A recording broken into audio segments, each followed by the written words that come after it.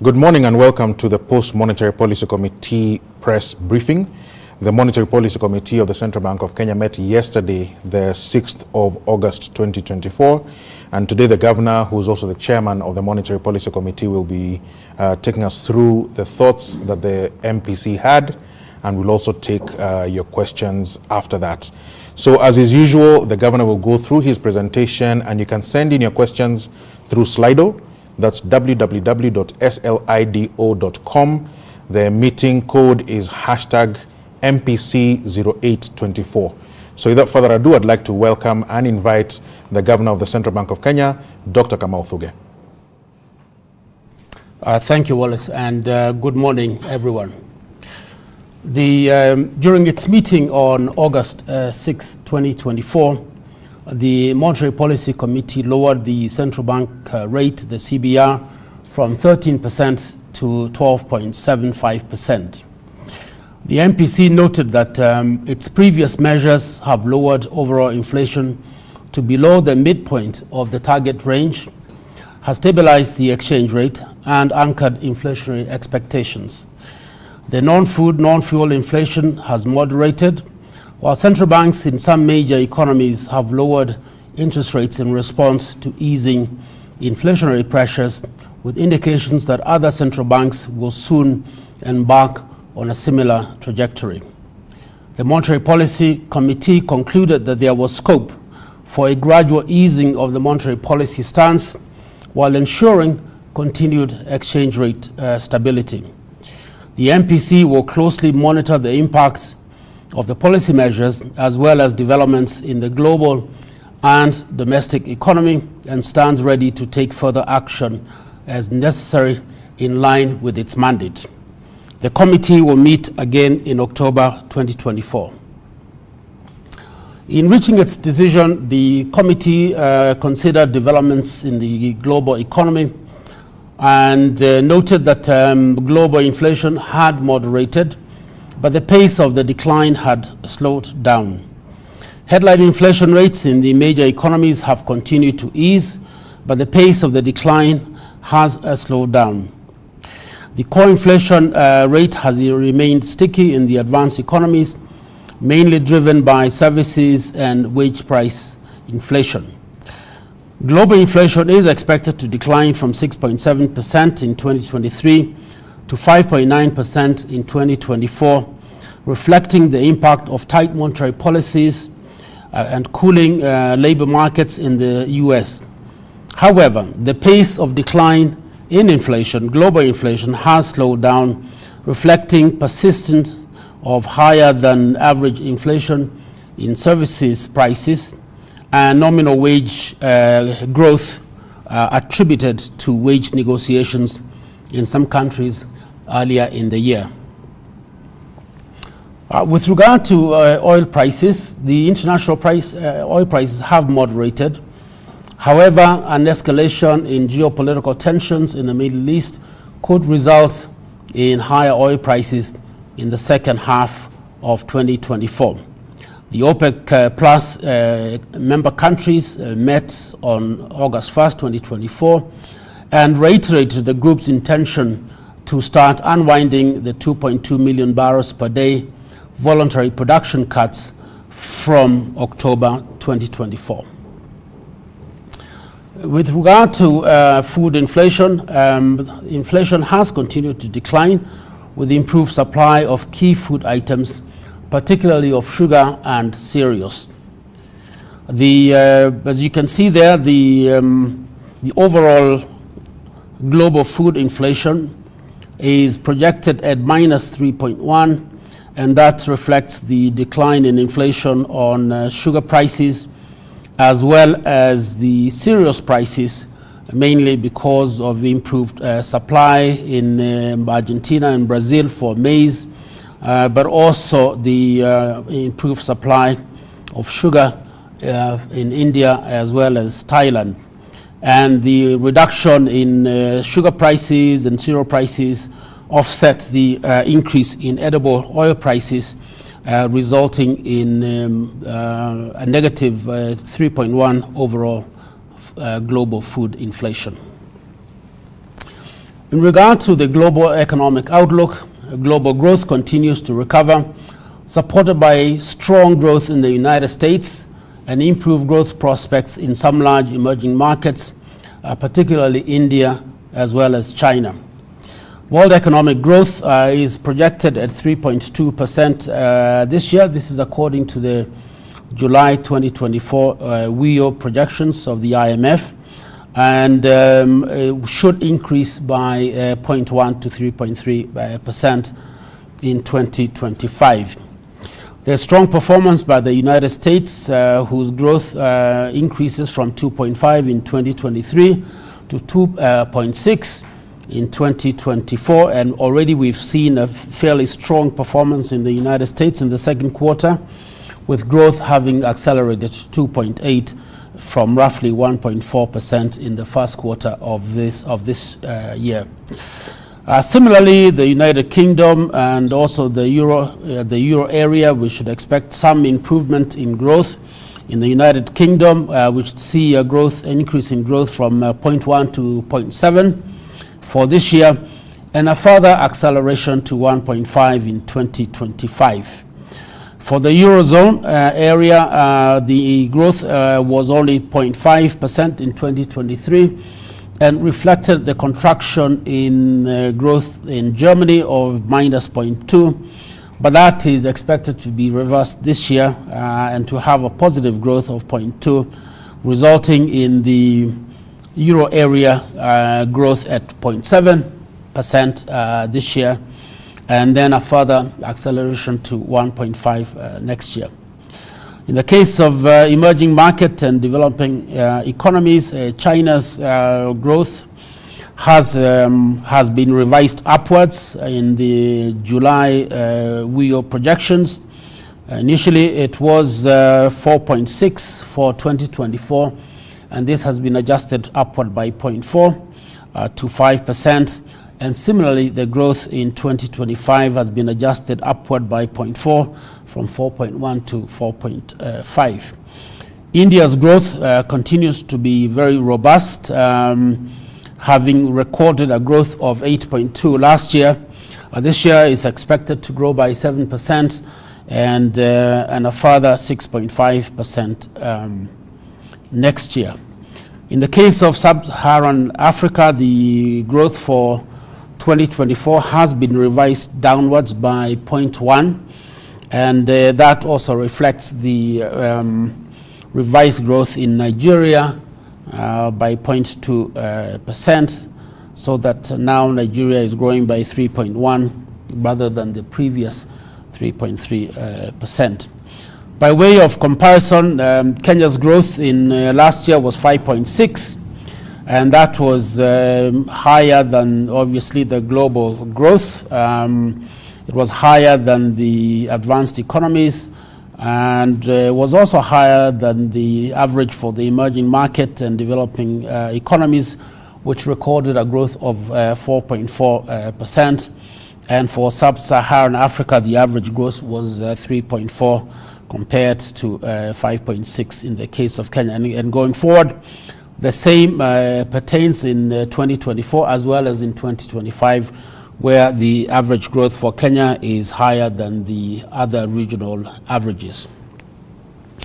In the case of the global financial markets, the markets have remained stable, and this has been reflected in the improved performance in the equity markets. And to a certain extent, this improvement in the equity markets reflects improved global economic conditions, and also the easing of eased financial market access for the emerging and developing economies should result from this stable global financial markets, particularly as the advanced economies start to lower their interest rates. And we hope that that will reduce the cost of funding, and that emerging economies and developing economies can access international capital markets at reduced interest rates. So So the key takeaways on the global developments are the following: that global growth remains steady in 2024, supported by strong growth in the US, but also improved growth prospects in China as well as India. The risk to the global growth outlook relates to the elevated geopolitical risks, particularly the war in the Middle East and increased uncertainties with respect to political factors such as the elections in some of the major economies. Global inflation continues to decline, but the pace of decline has slowed down, and this is largely due to the persistence of higher than average inflation in the services prices. Interest rates in advanced economies are expected to remain higher for even longer due to expected persistence in inflation above their targets.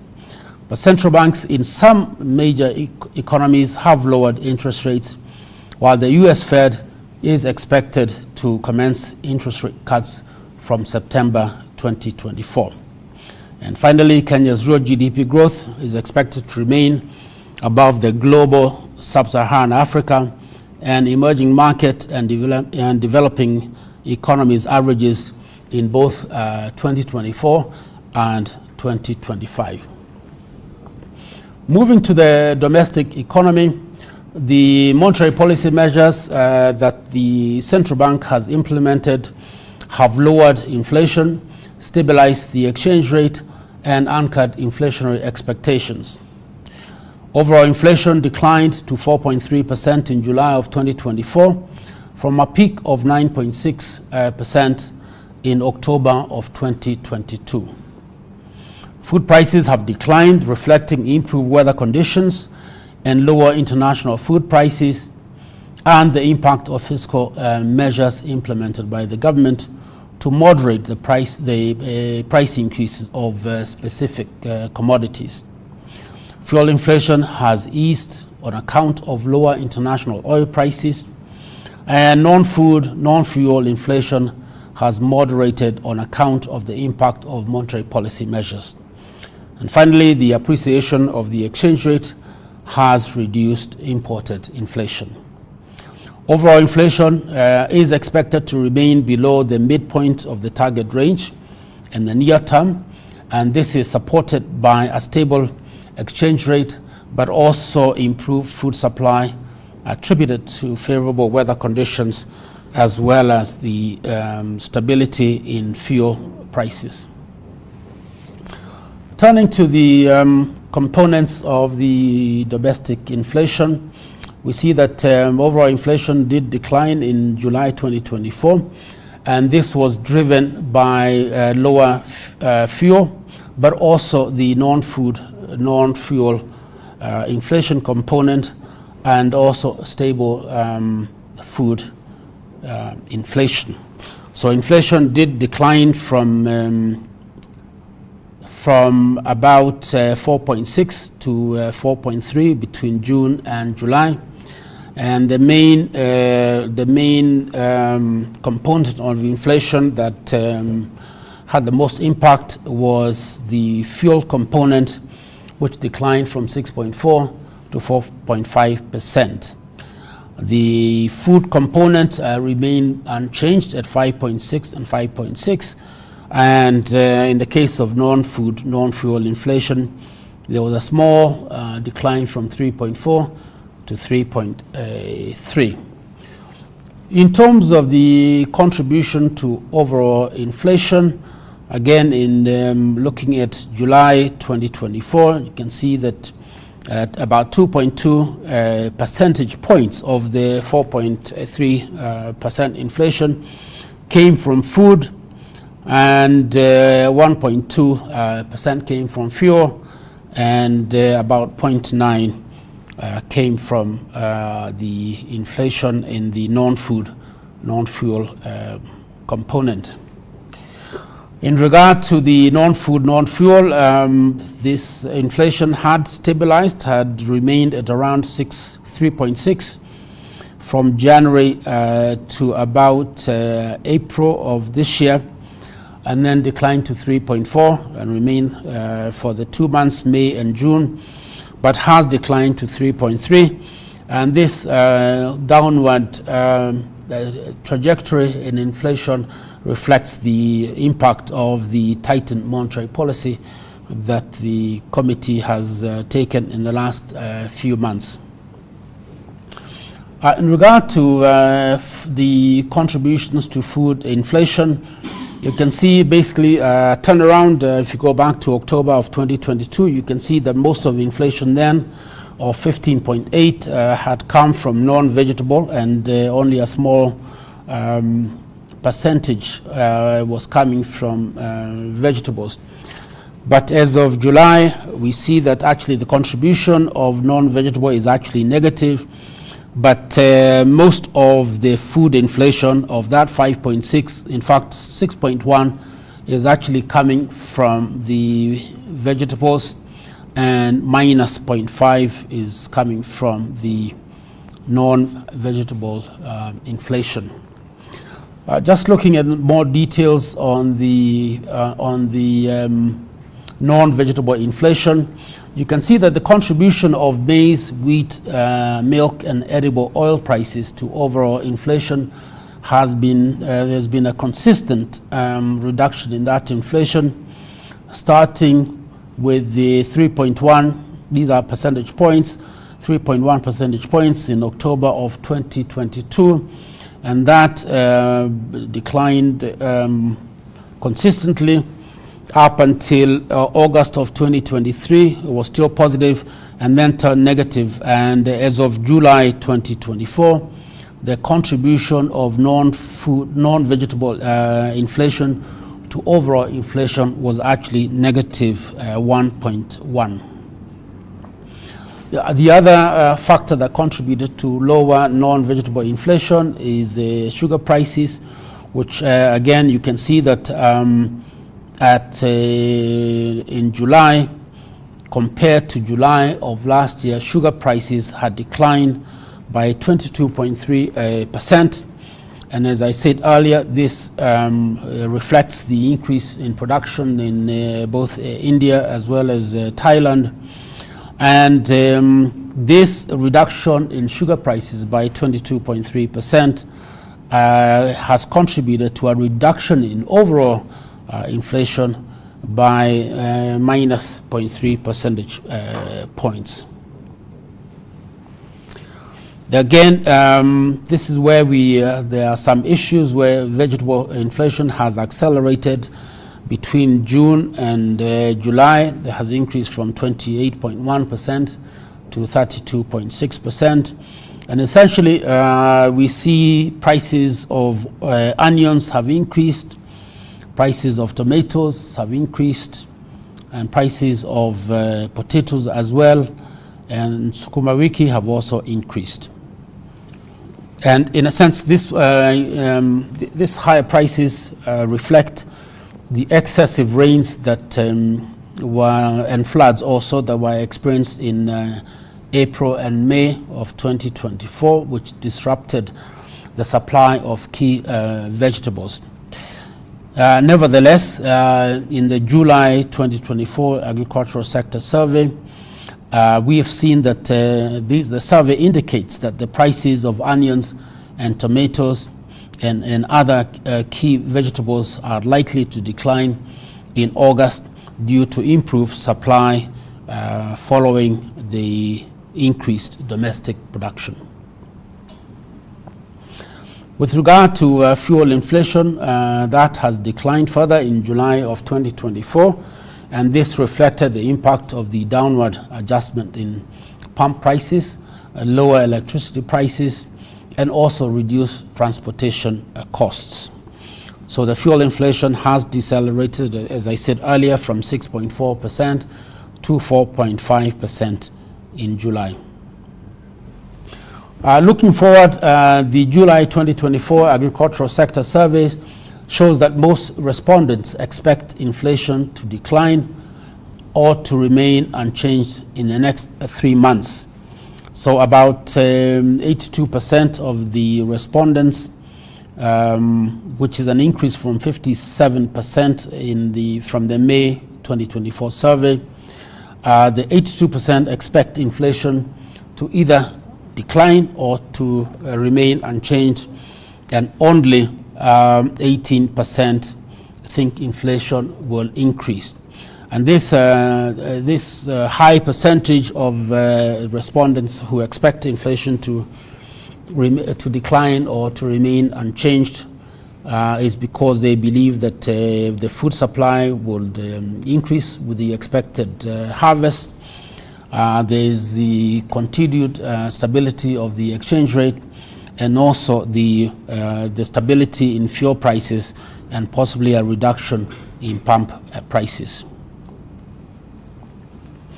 So moving to the domestic economy and economic growth, the economy remained resilient in the first quarter of 2024, growing by 5%, and this is compared to 5.5% in the first quarter of 2023. And this resilient performance reflected continued strong performance of the agricultural sector due to favorable weather conditions, as well as the robust performance in the services sectors. However, the performance of manufacturing and construction sectors was subdued, partly reflecting higher production costs and also the construction costs in the first quarter. The growth of the economy is expected to remain resilient in 2024 and is projected at 5.4% in 2024 from 5.6% in 2023. And this growth will be supported by sustained agricultural performance, again due to favorable weather conditions, and also government interventions, particularly in the area of fertilizer, and continued robust performance of the services sectors, and improved exports supported by improved global growth prospects that I just mentioned a few minutes ago, and ongoing trade initiatives. For example, the tripartite agreement between COMESA, EAC, and SADC, and also the AFC FTA, and the recently concluded Kenya-EU Economic Partnership Agreement. The main risk to the Kenyan economy relates to increased global uncertainties, particularly the potential negative effects of the heightened geopolitical tensions. So looking at the details of the domestic economy, we see that looking at the very bottom line that says real GDP growth, we can see that for 2023 we recorded a fairly strong growth of 5.6. The first quarter of this year we have recorded a growth of 5%, and we expect growth in this year of 2024 to be about 5.4%, and for next year a growth of roughly 5.5%. And as we've said in the past, we expect real GDP growth over the medium term to be roughly around 5.5%. So again, so we have a resilient agricultural sector growing at 6.5% last year. We had a very strong performance in the first quarter at 6.1%, and therefore we expect that momentum to continue for the rest of the year, and for the agricultural sector to record a growth of 6% for the year as a whole. The industry sector, there are some disappointments. The usual culprits, the manufacturing did relatively badly in the first quarter, growing by 1.4%, and based on that not so good performance, we have lowered the projection for manufacturing growth from 3% to 2.3%. And similarly, construction did very poorly in the first quarter, growing by only 0.1%, and we have had to pare down the growth of the construction sector for the year as a whole, and we're now projecting a growth of 2.4. The services sectors continues to be robust. Last year they grew by 7%. The first quarter remained fairly strong at 6.2%, and for the year as a whole we are projecting services sector to grow by 6.6%, and again by 6.4% the following year. But essentially we are seeing strength in the wholesale and retail sector. There's a recovery in the first quarter of this year. Accommodation and food services continue to register strong performance. Information and communication remains very robust. The financial and insurance sector also remains fairly strong. And finally, the real estate sector, we are projecting the real estate sector to grow by about 7.3%, which is the same growth it recorded in 2023. The leading economic indicators, this just goes to support our projection of 5.4% growth for the whole year. The leading indicators suggest that the growth in the second quarter of this year will be about 5.5%. As I said, we recorded a growth of 5.5% in the first quarter. So this is consistent with the growth projection of 5.4% for the year as a whole. And these are just indicators of performance in the agricultural sector, just some of the key crops. Maize has increased by 5.2%. You can see the most of the items identified there recording fairly substantial growth, except for rice, which experienced some flooding. But essentially, this is just an indication of the robustness in growth of the agricultural sector, and the momentum that we expect that to continue for this calendar year. Turning to monetary developments, growth in broad money supply moderated in June of 2024, but this was partly due to the exchange rate valuation effects attributed to the appreciation of the shilling. So you can see there that around December of 2023, the M3, the broad money supply, increased, the 12-month increased by 12.2%. But most of that was because of the depreciation of the exchange rate that we experienced last year. But since that time, you can also see now that as of June, broad money only grew by 6%. And again, this to a certain extent reflects the appreciation of the shilling exchange rate. When we correct for the valuation effects of the exchange rate, we still see a slowdown in M3, broad money supply growth, from even about 13.9 in around February to 7.5. The decline is not as much, but nonetheless, we do see a slowdown in growth of M3, and we would expect that to happen given that we were tightening monetary policy during that time. The hump that we see there, even after we purge out the valuation effects of the exchange rate, where you can see there is a bump there from around June of 2023.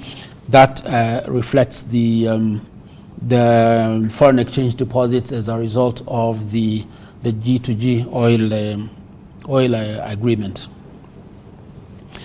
Still on monetary developments, growth in credit to the private sector moderated from about 13.9, 13.8 at the end of last year to about 4% in June of 2024.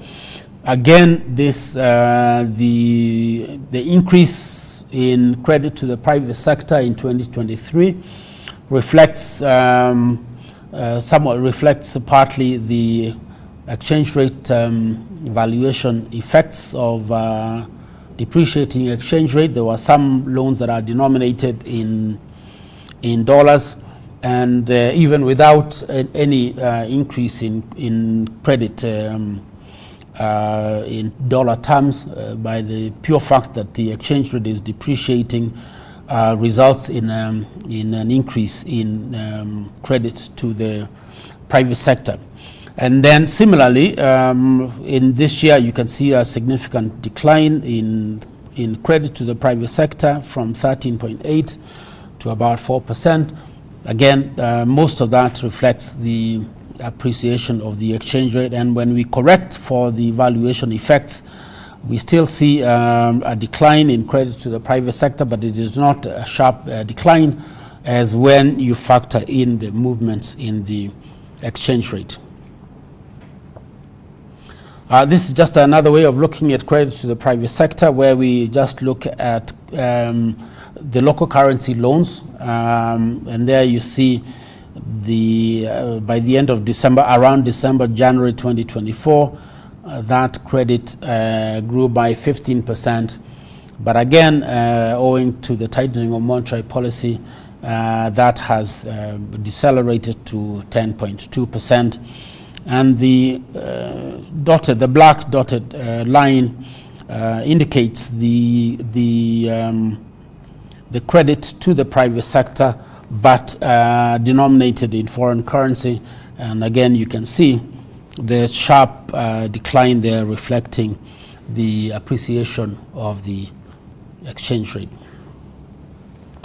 This is a reflection of the monetary policy framework. As we described in the past, we have introduced a new monetary policy framework.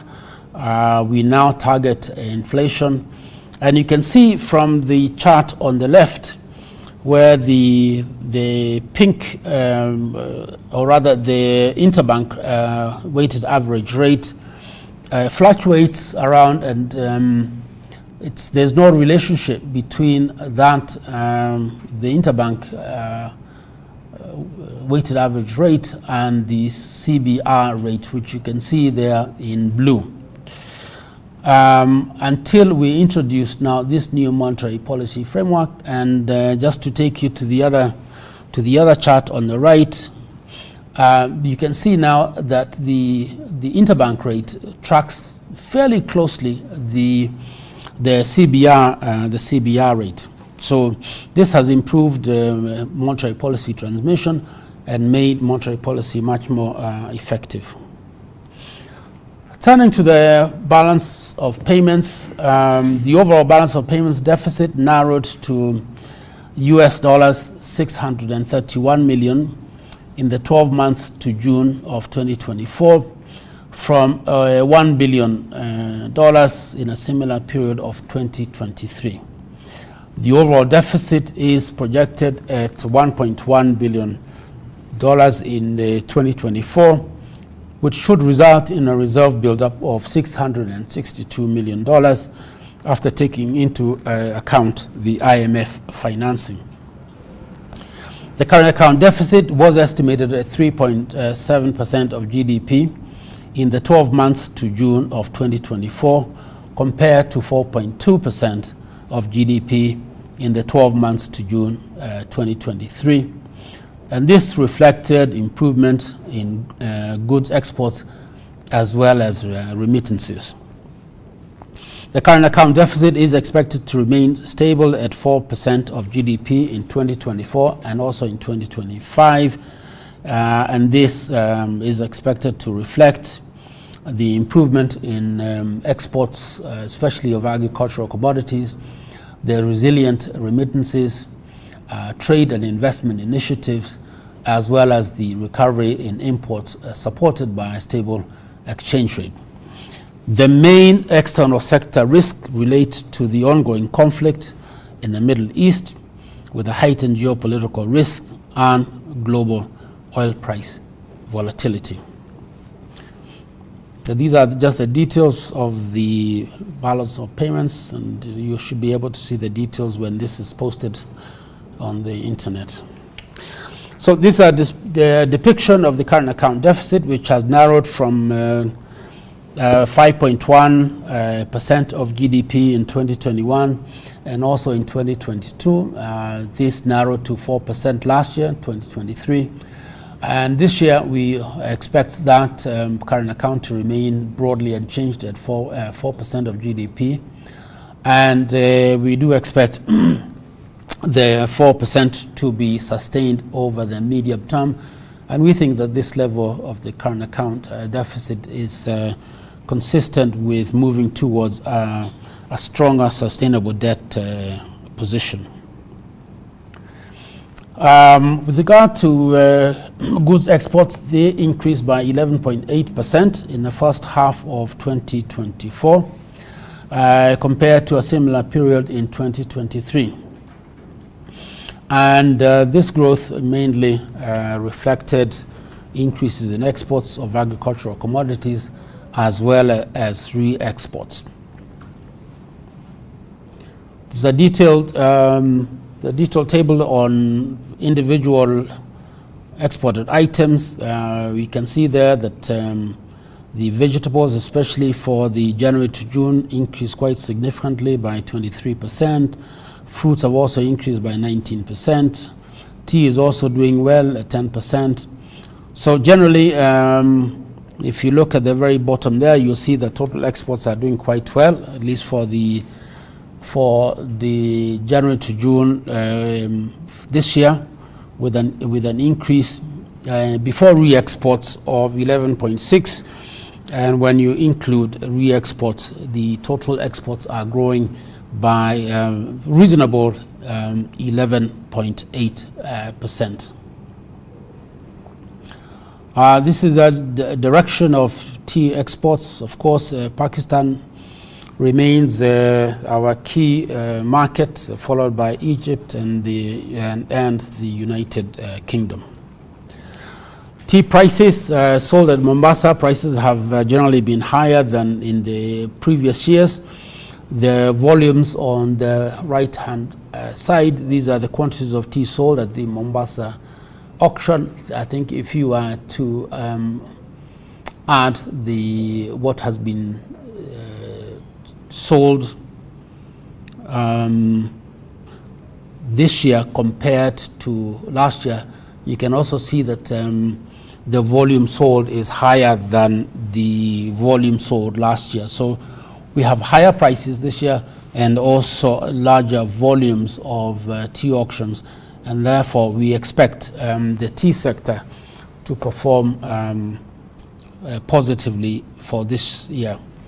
Similarly, with regards to horticultural exports, we see that the top table shows the volumes, and again you can look at the very last column and see that the volume of vegetables has increased quite significantly at 86.3%. The fruits and nuts have increased by 12%. Cut flowers have declined.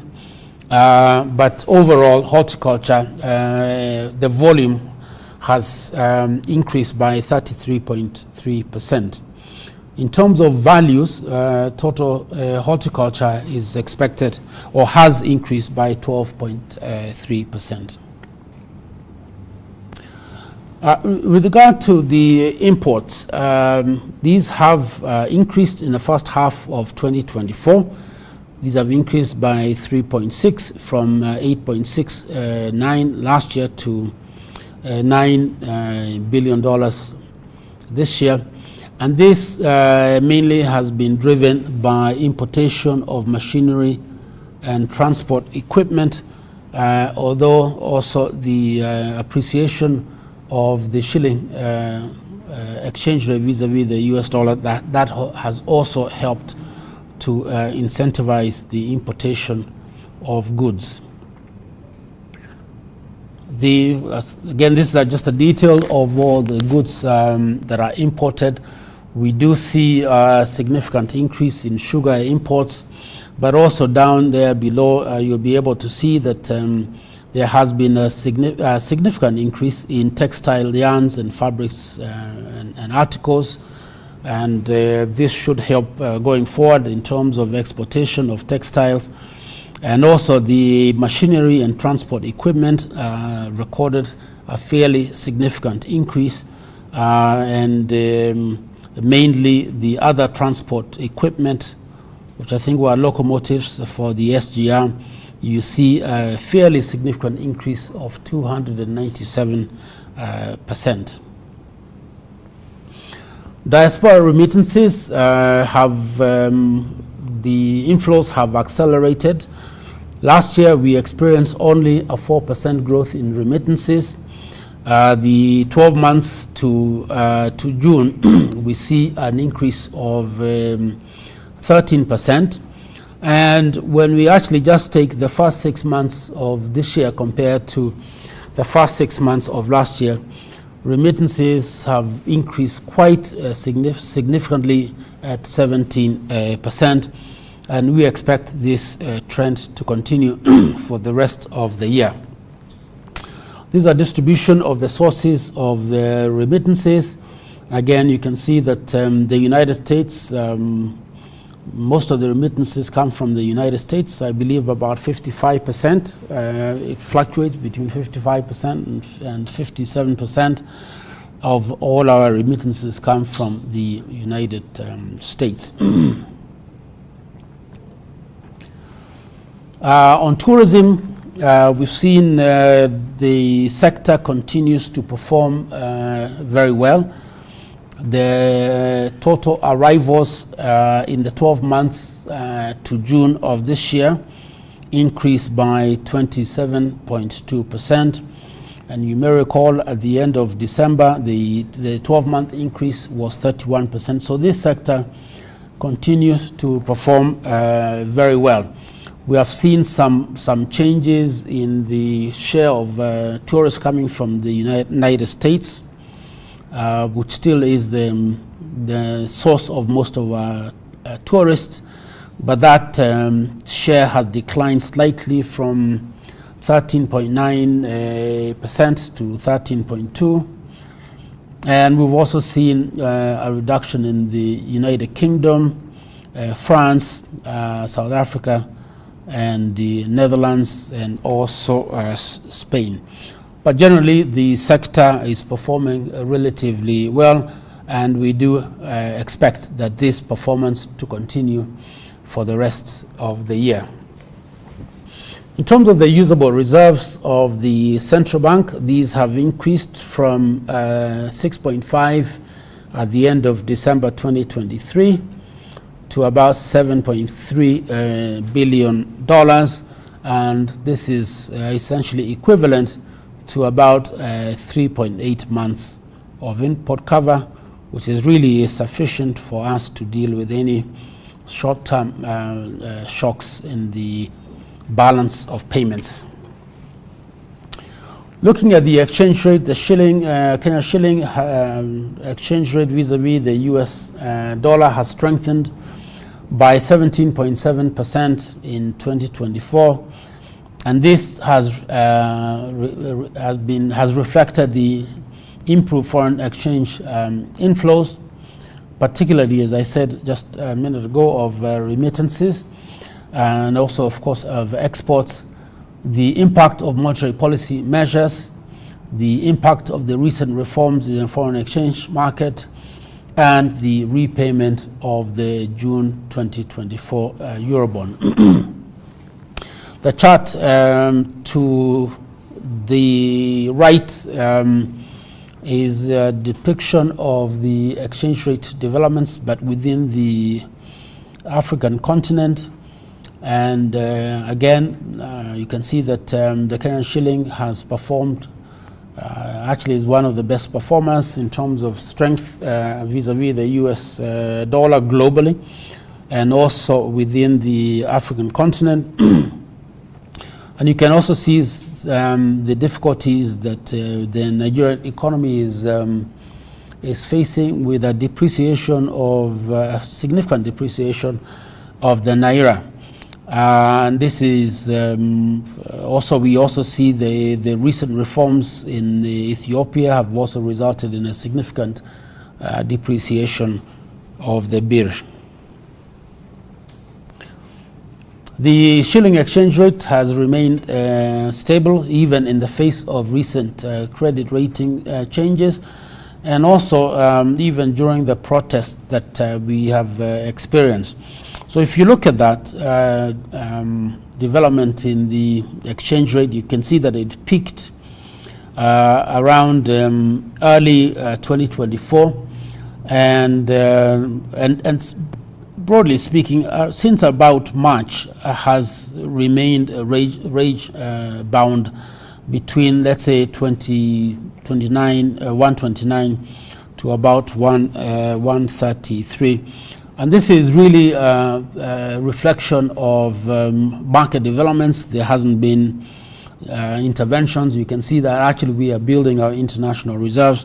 So this is really reflecting a market-determined exchange rate. On the fiscal side, the government continues to be committed to reducing the fiscal deficit and having a fiscal consolidation over the medium term. The fiscal deficit in fiscal year 23-24 that just ended was 5.6% of GDP. The supplementary budget that has just recently been approved should result in a fiscal deficit of minus 4.3%. Of course, this is somewhat higher than the original budget that was submitted, which was targeting a deficit of 3.3%. But I think just to add that even with the fact of the withdrawal of the finance bill, we are still having, because of the expenditure cuts, we are still having a fairly substantial primary balance surplus, which is actually consistent with the discussion we've had with the IMF. But equally important is that the projected deficit now, which is about 770 billion, only includes domestic borrowing of about 413 billion. Now, this is compared to the domestic borrowing that we did last year of actually almost close to 600 billion. So under this budget and under the supplementary budget, we should be able to reduce domestic borrowing by almost 200 billion shillings. And I believe that that should reduce pressure on treasury bill rates. And I think with the step that the central bank has taken of lowering the CBR, we should be able to see going forward reduced pressure on interest rates, and hopefully that this will trickle down to the banks, who would then lower interest rates as the treasury bill rates continue to go down. Thank you very much. Thank you. And that was the governor of the central bank, who's also the chairman of the Monetary Policy Committee. And as usual, we shall take questions which are related to the MPC. And we begin with Rama Nyang of CGTN. So Rama asks, in issuing the DPO, the World Bank spoke of plans by Kenya to do another $1 billion buyback before the end of the year. Is there any update on these plans? Then Giorgio Bulutza from... Give us a second, please.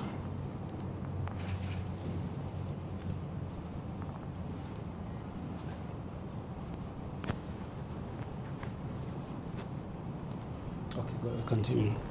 So just going back, Ramanyang from CGTN is asking, in issuing the DPO, the World Bank spoke of plans by Kenya to do another $1 billion buyback before the end of the year. Is there an update, any update on these plans?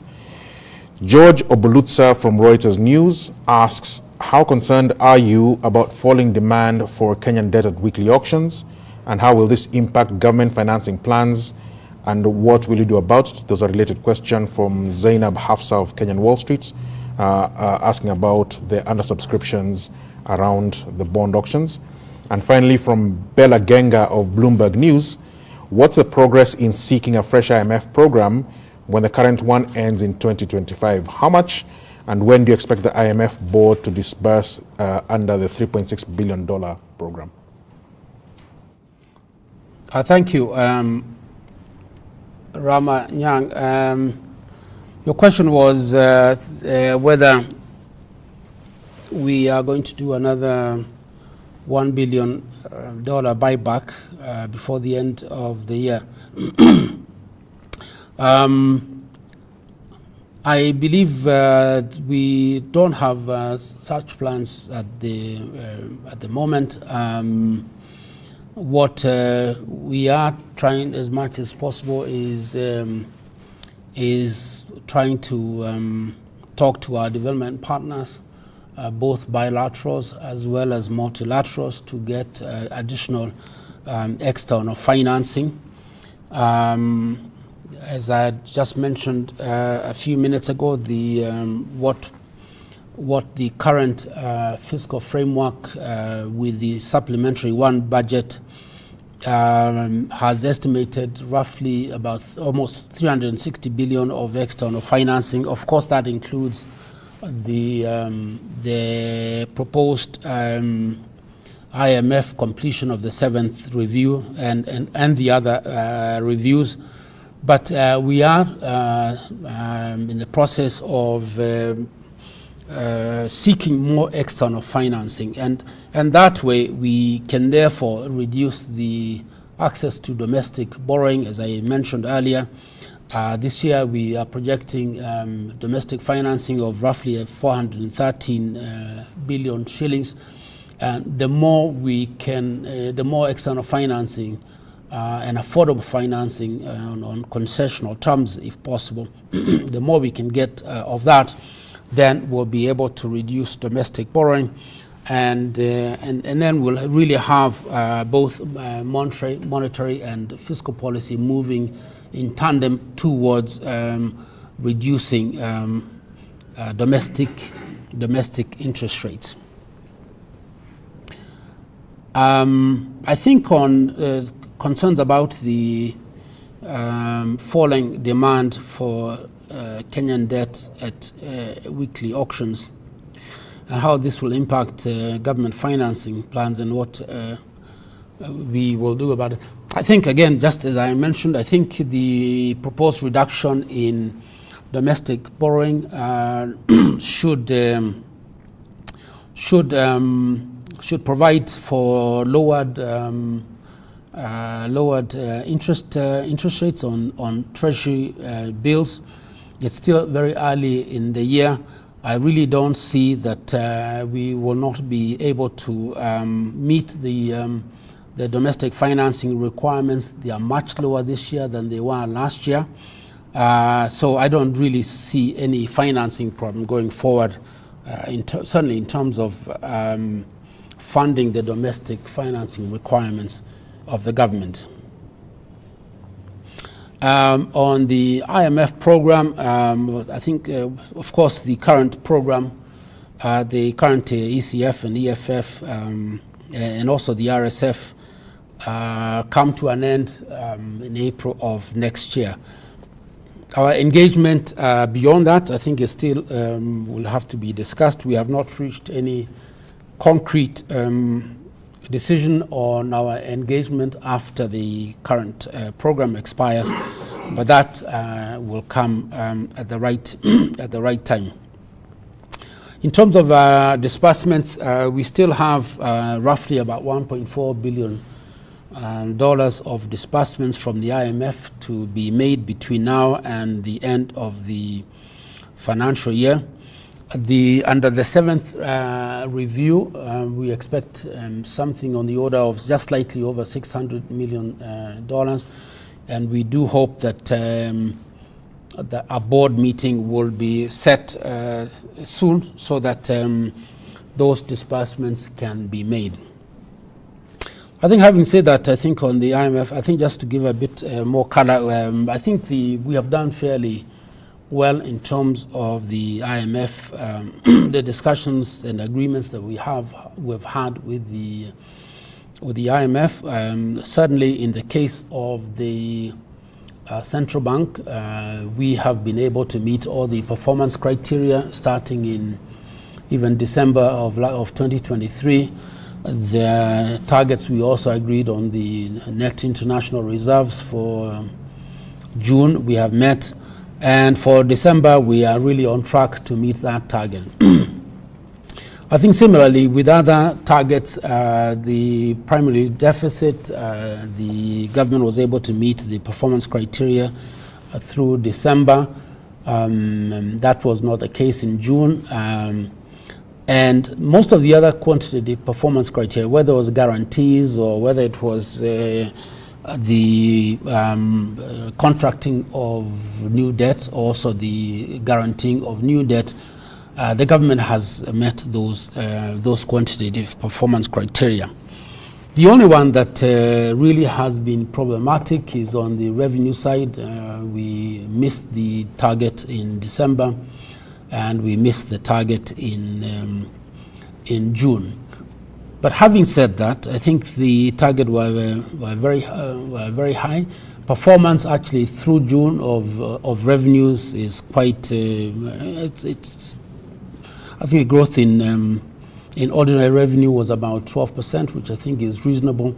And I think now the growth in revenues that we have in the fiscal framework for this year of with ordinary revenue growing by 15% is quite reasonable.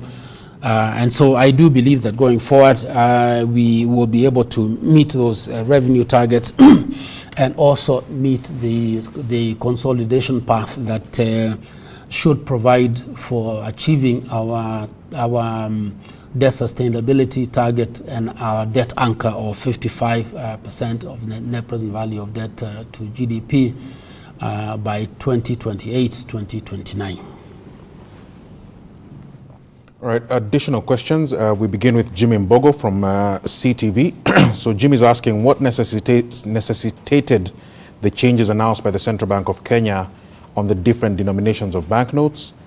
Similar question from Charles Moneki of Nation Media, who wants to know who is printing the new banknotes now that De La Rue closed its local operation. Stella Swake from Standard Investment Bank, who's asking, the recent credit downgrades could potentially weaken the Kenya shilling and lead to imported inflation. What are your views after the CBR cuts? And Samuel Njehia, who asks a similar question to Stella. Samuel Njehia from Renaissance Capital, do you think the Kenya shilling US dollar rate will remain stable even with a higher interest rate differential resulting from the 25 basis points CBR cut? Okay, I think starting with the first, Mr. Mbogo, that what necessitated the changes on the CBK and the different denominations banknotes. This is just a normal process of the central bank. The notes that we have, they are getting old, and therefore we need to get new notes. That's really the reason. The reason why we started with the 1,000 notes was that there could be a stock out of those notes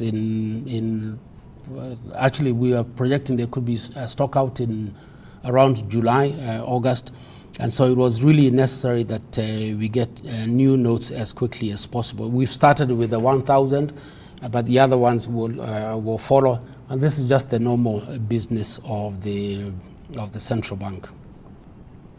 The printing is being done by a German firm, and it's actually one of the best farms.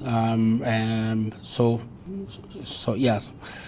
I think on the issue of the credit downgrade, potentially weakening the Kenyan shilling, I think so far we have not seen that weakening. As I said earlier, we monitor the inflows and outflows of foreign exchange. So far, we are seeing more foreign exchange coming into the economy than going out, and so we don't expect that there'll be much impact of the depreciation of the shilling because of these downgrades.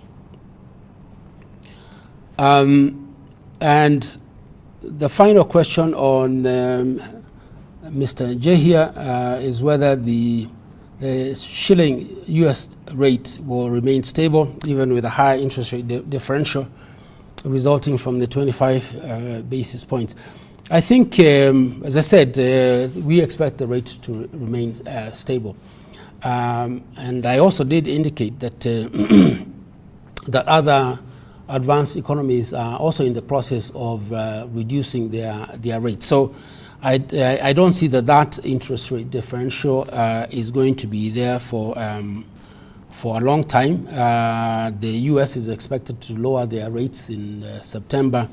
So I don't expect that this interest rate differential will have any impact on the shilling dollar exchange rate. The final set of questions, we begin with Ken Abuya from Tech Cabal. Ken's question is in relation to Safaricom, where he says, in April, the governor said the regulator would meet the Safaricom board over the M-Pesa split from the telco business and the tax bill related to that. What's the progress? Ramanyang from CGTN again, what measures will the central bank take to ensure that the August 6th rate cut is promptly transmitted to borrowers, given the elevated non-performing loans levels among banks? And finally, from Ronnie Choka of AIB AXYS Africa, who asks, in light of the ongoing risk-based credit pricing framework, how responsive should commercial bank lending rates be to changes in the central bank rates?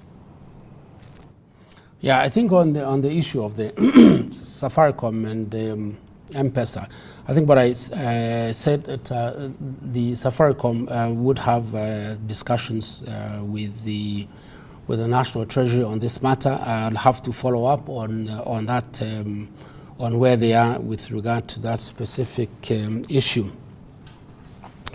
I think on Ramanyang, if I take you back to the monetary policy framework, we now have this fairly strong and direct transmission of the policy to the interest rate of the banks. And because we have this inflation targeting model, now that we have lowered the central bank rate to 12.75, what we'll do is, in a sense, inject now more liquidity into the financial system to make sure that the interbank rate comes down to around that 12.75 rather than the 13%. And I think that way we can now we can have that transmission of lower rates to the commercial banks. And I think that is also related to the question by Ronnie Chaka that given the risk-based credit pricing, we do expect that now that rates are a bit lower, and as I said, with regards to T-bill rates, if we also those go down because of the reduced domestic financing requirements, that we would expect through the risk-based pricing model for the banks to continue to lower their rates. We will obviously monitor developments in that area and to see whether the banks are indeed using this risk-based pricing model to price their credit. Thank you very much. And that brings us to the end of today's press briefing. This is a press briefing after the Monetary Policy Committee meeting of the Central Bank of Kenya. This MPC meeting happened yesterday for the month of August. And as usual, we expect the next meeting to be in October of this year. But if there's any reason for the MPC to meet before then, as usually said, our press briefing, that will happen as of necessity. But for now, thank you very much for being with us, and do have yourselves a good day.